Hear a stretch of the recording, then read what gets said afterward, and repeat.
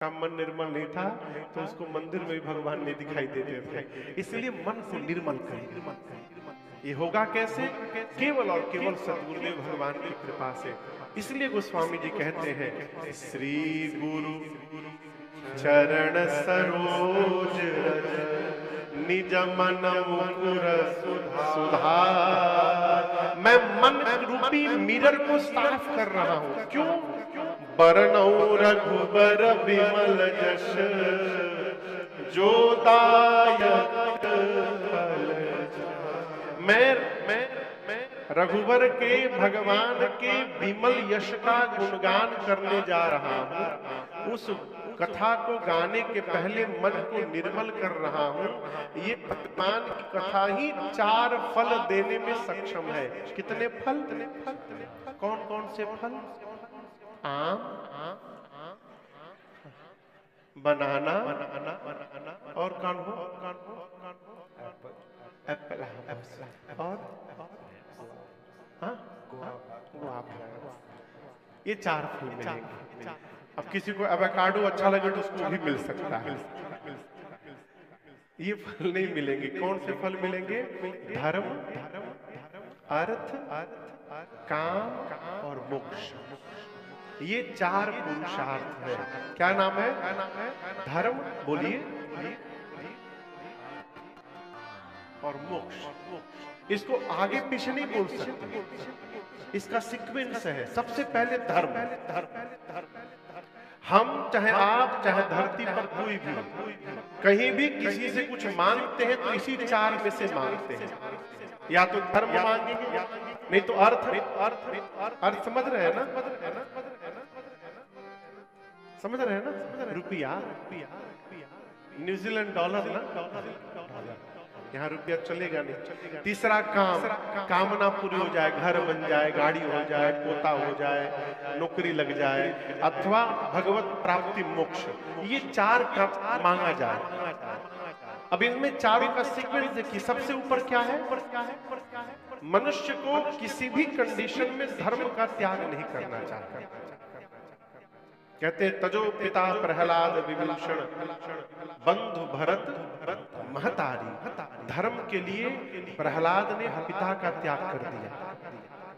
धर्म के लिए विभीषण जी ने अपने भाई का त्याग कर दिया। और तो और कथा आगे आएगी, धर्म के लिए भरत जी ने मां कैकेयी का त्याग कर दिया।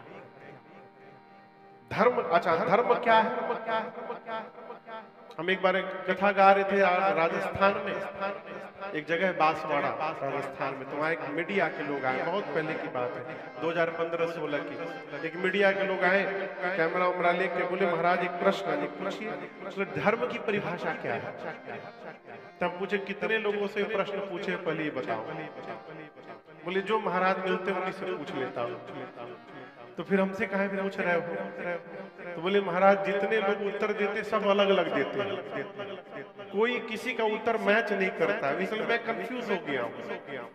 फिर मैंने कहा क्या गारंटी कि मैं जो दूंगा उससे तुम पसंद हो जाओगे? देखो जो मेरे समझ में आया, भगवान कृष्ण जो बोल कर गए वो धर्म है, और मेरे रघुनाथ जी जो जी कर गए वो धर्म है। अब इसके आगे नहीं उलझना है। राम जी का एष राम विग्रहवान धर्म साधु सत्य पराक्रमी। राम जी धर्म की प्रतिमूर्ति है। राम का पूरा जीवन ही धर्म है। राम जी ने पिता के लिए जो व्यवहार किया वो पुत्र का धर्म है। राम जी ने भरत जी के साथ जो व्यवहार किया धर्म है। राम जी ने अपने मित्र के साथ जो व्यवहार किया वो मित्र का धर्म है। और तो और राम जी ने रावण के साथ जो व्यवहार किया वो एक शत्रु का धर्म है।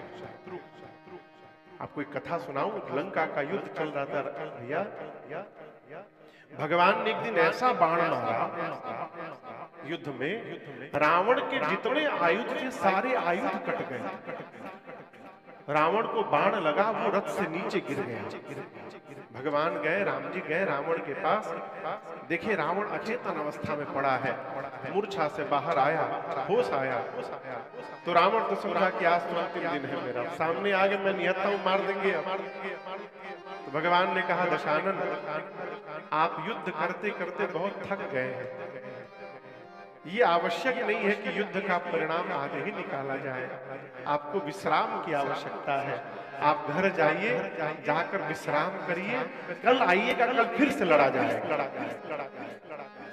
रावण जब लौटा घर में अपने महल में तो दरवाजा बंद करके रोने लगा। मंदोदरी मैया ने देखा, अरे मेरे पति के नेत्र में मैं पहली बार आंसू देख रही हूं, आप क्यों रो रहे हैं? तब रावण ने कहा, मंदोदरी आज मुझे राम के स्वभाव ने बुला दिया। मैं राम का शत्रु हूं, लेकिन राम कितने श्रेष्ठ है, आपको अपने शत्रु के भी विश्राम की चिंता रहती है। उन्होंने मुझे मारा नहीं, विश्राम करने के लिए भेज दिया। राम श्रेष्ठ है, ये राम जी का चरित्र है। तो राम जी का जीवन धर्ममय है, इसलिए मनुष्य को सबसे पहले धर्म का पालन करना चाहिए।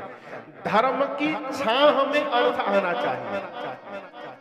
हमारे यहाँ भोजपुरी में कहावत है, बिहार में, कि फायदा देख करके कायदा नहीं बदलना चाहिए, यानी प्रॉफिट देख करके रूल नहीं तोड़ना चाहिए। जो नियम बन गया बन गया। धर्म की छाह में अर्थ आना चाहिए। धर्म की शेड में, धर्म के भीतर जब अर्थ आएगा, उस अर्थ के आने के बाद सात्विक कामनाएं जन्म लेंगी। आप समझ रहे मेरी बात? 1 रुपया आता है जिसके आने के बाद पार्टी करने का मन करता है। 1 रुपया आता है जिसके आने के बाद सुंदरकांड का पाठ कराने का मन करता है। दोनों धन आने के बाद ही होते हैं, लेकिन जिस प्रोसेस से पैसा आएगा उसी तरफ हमारे चित्त को लेकर के चला जाएगा। धर्म से पैसा आएगा तो धर्म में लेकर के जाएगा, अधर्म से पैसा आएगा तो अधर्म में लेकर चला जाएगा।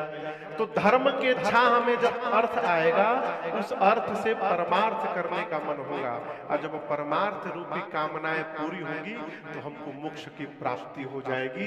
ये पूरा सीक्वेंस बना। ये चारों कैसे प्राप्त होंगे? बरनौ रघुबर बिमाल जश, जो दायक फल छाय। ये भगवान की कथा ही सब कुछ देने में सक्षम है। गोस्वामी जी ने अपने मन को निर्मल किया है, और उसके बाद अयोध्या कांड की पहली चौपाई बाबा कहते हैं, जहां मैं पिछले साल छोड़ा था वही प्रारंभ कर रहा हूं। जब से राम ब्याही घर आए, जब तेरा, सभी लोग आइए सुनकर, ब्याही घर आए, नित नवा मंगल मोद बधाए, नित नव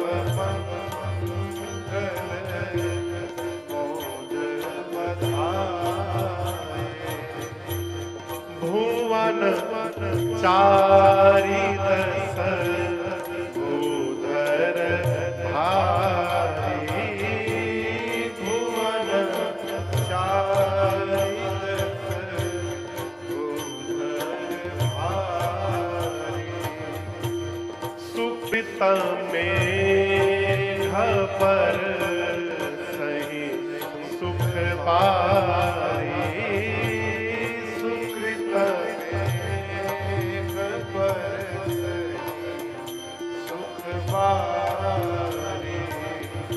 रिद्धि सिद्धि संपत्ति नदी सुहाई, रिद्धि सिद्धि संपत्ति नदी सुहाई, उमगी अवध बुद्धि कम आई,